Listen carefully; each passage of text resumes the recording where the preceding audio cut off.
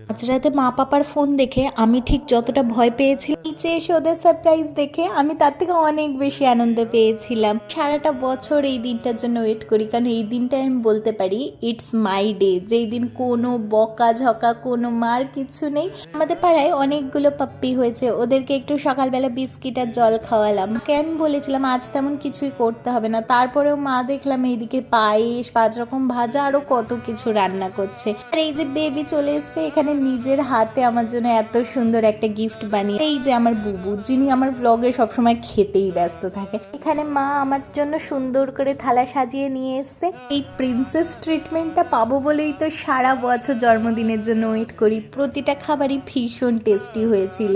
এর মাঝখানে মাঝখানে অনেকগুলো পার্সেলও এসেছিল, ওটা একটা আলাদা ব্লগে তোমাদের সাথে শেয়ার করবো। সন্ধ্যেবেলা মার দেওয়া বার্থডে নতুন জামা কাপড়গুলো পরে একটু বেরিয়েছিলাম। শেষ করে দিনটা যেমন কেন তাড়াতাড়ি শেষ হয়ে গেল, মনে হচ্ছিল আর একটুখানি থাকলে ভালো হতো।